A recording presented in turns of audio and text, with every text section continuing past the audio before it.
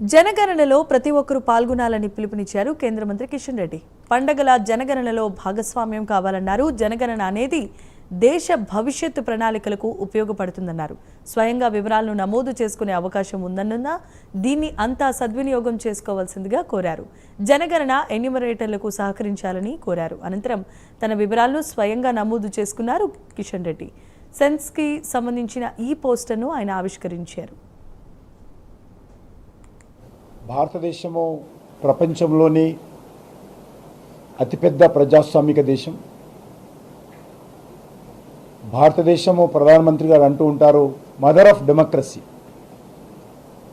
అటువంటి ప్రజాస్వామిక దేశంలో అనేక భాషలు, అనేక మతాలు, అనేక కులాలు, అనేక ప్రాంతాలు కలిగి ఉన్నటువంటి మన దేశంలో అందరికీ ఒక సమగ్రమైనటువంటి దేశం గురించి, దేశ స్వరూపం గురించి, మనతో పాటు యావత్ ప్రపంచానికి మన దేశం యొక్క విశిష్టత తెలియజేసేటువంటి గొప్ప కార్యక్రమము జనాభా సేకరణ.